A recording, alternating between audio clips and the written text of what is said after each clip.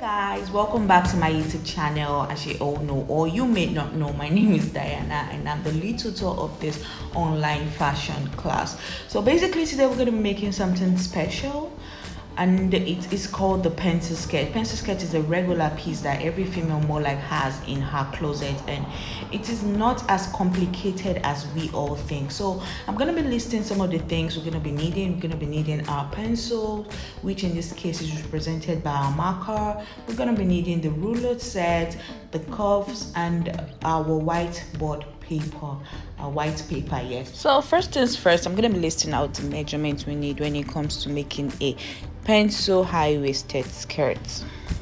So guys, the measurements includes the waist, which in this case is 28.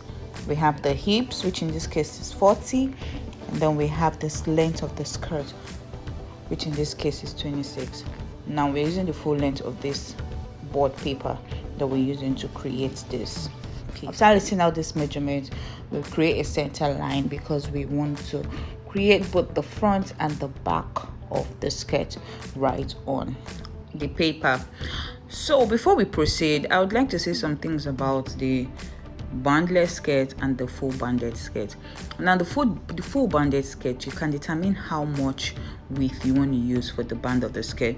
Sometimes some people use 2, some people use 3, but I think I prefer to use 1.5 because I think not being so big and at the same time not being so small is just perfect for me. So I'll determine the band, the width of the band I want to use, and then the length of the band is more like the total length of the waist, of which I'm going to show you how to do that. So at this point, I'm trying to mark my band, the band which I chose, which in this case is 1.5, and then after marking that, I start my measurements from that. So in this case, I'm creating that space. I want you to see the space which is left. That's the 1.5 which I left out for the band, and then from which I'm going to start creating my full measurement for the skirt. Now in the case of the bandless skirt, you don't need any of this. You don't have to remove or like leave 1.5 inches or 2 inches when it comes to making the bandless skirt. No, that is not necessary because obviously the skirt doesn't have a band, so we don't have to leave any space for it. You just start taking your measurement from your waist down to your hip line, and then I would want to show you guys how to get your perfect measurement from your waist to your hip line. Now it's a very simple mathematics here. If you take the measurement from the high waist to where the largest part of the hip is, it's usually 10 inches for matured people. How do I mean matured people? Like girls that are grown. Do you understand? Now there's some people that have lower hips. That could be about 11 or 12, but it's good if you take the measurement. But if you are not taking the measurement, just believe it is 10 inches. So in this case, I'm marking out my 10 inches after leaving out my band space. I'm not going to minus it. I'm still going to mark it through. So in this case, it's 10 inches.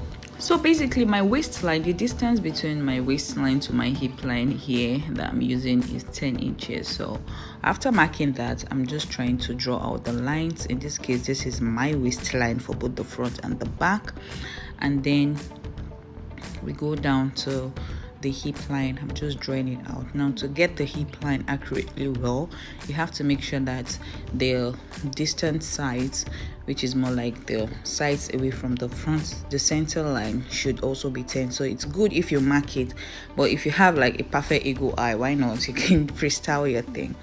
Okay, so at this point I'm trying to draw out the line and for us to know what lines we're working on. So this is the hip line in this case. Now the total length of this paper is going to be presented as our length of skirt in this case. After you've done this, we're going to move to marking out these measurements on the different lines that we've created. First things first, you have to know that every circumferential measurement is divided by 4. Every round measurement is divided by 4. Now this is the hip, we're dividing it by 4 plus 2 inches. Every pencil skirt you're making, you add just 2 inches for allowance. You mark also the waistline, which is also plus 2 inches. That is the waist divided by 4 plus 2 inches.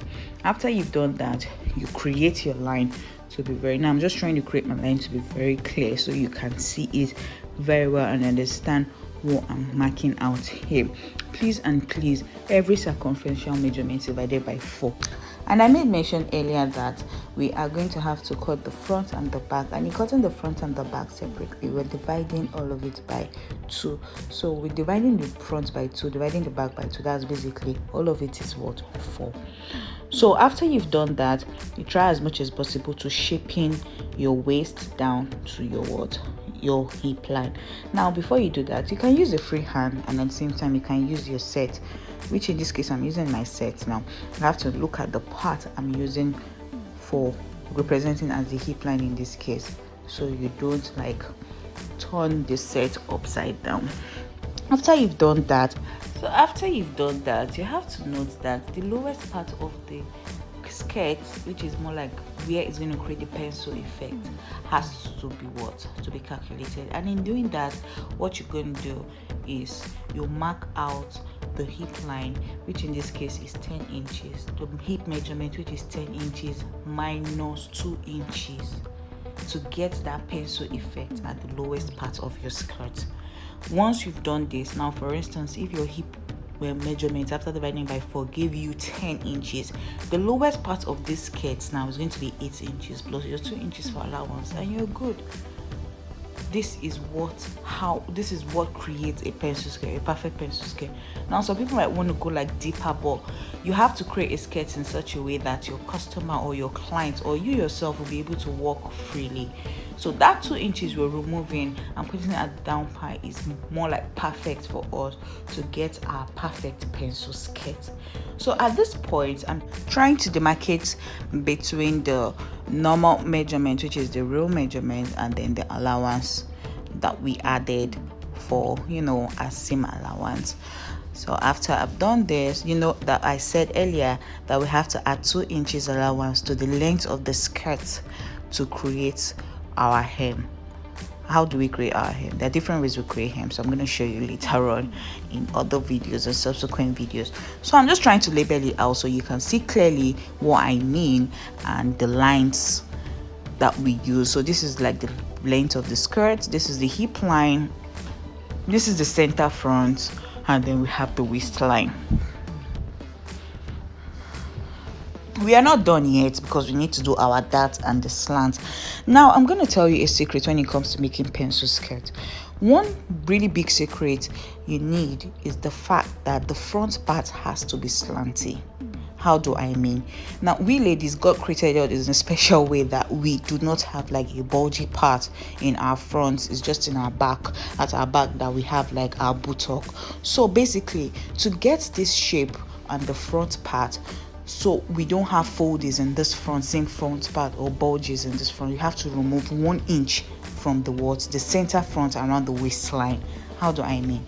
So after you've done that, you're going to just create a slant from the other side of the skirt of this pattern to the center front part.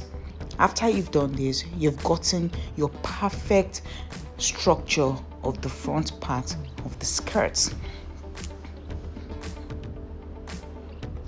So now we are moving to creating the dart line of the skirt, and that is a very essential thing when it comes to making pencil skirt as well, because it gives you that shape you need in the front and in the back of your skirt. Now in creating the dart, how do you get the dart? You divide your waist by 8. That is a secret that I'm letting it out to you guys here. To create your dart, you divide the waist by 8, and then the length of the dart depends on you. It could be 4, it could be 5, it could be 6, but you have to note that the front dart is different from the back dart. Now after you've gotten your dart line, you determine the length of the dart, which in this case is 4 inches. And once you've done that, you mark 1/4 inch by the left and 1/4 inch by the right, and make a slanty line that will connect to the end of the dart line. Obviously you're not cutting this part out. This is just to make sure that okay, this part that we are creating, you're going to sew them together to create your dart. You're not cutting it out. In our subsequent video, I'm going to show you how this is all done. So in this case, this is how to get your front pattern for your pencil skirt. Now we're moving to the back now, and in creating the back, first things first, very important, you mark out 2 inches all the way down. Why are we marking out these 2 inches? These 2 inches is simply called the zip allowance or the slit allowance. Yes, it is very necessary. That is what differentiates the back from the front in making a skirt.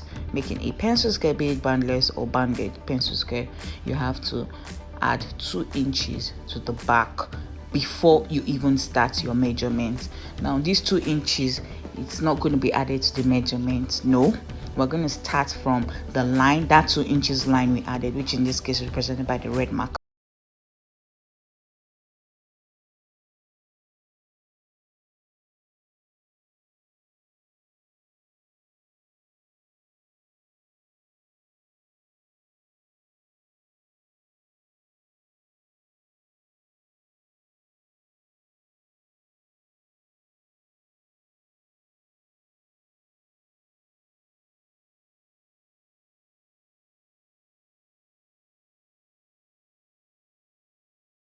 So at this point, this is me creating the dot line, and like I said, the front dot line is shorter than the back dot line. The front dot line is an inches longer, shorter than the back dot line. So basically, if the front dot line is 4, the back dot line will be what? Would be the length of the back dot line would be 5. So that's like an extra inch for the back dot line. After you've done that, you mark out quarter inch and then create a slanting line to the end of the dot line, and then we're good. Like I keep saying, you are not cutting it out, you are just going to sew it. This is me marking it as a pattern because you have to take note of these things when it comes to sewing.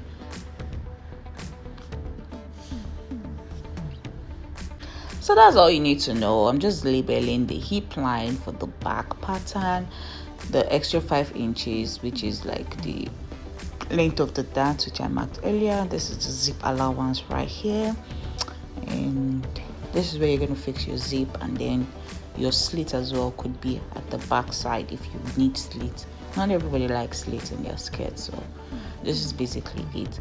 After you've done this, you know you've created your original pattern when it comes to making a pencil skirt. Like I always say to my physical students, that's my students attending my physical class, fashion is very versatile. What works for me may not work for you, so it's important you get what works for you.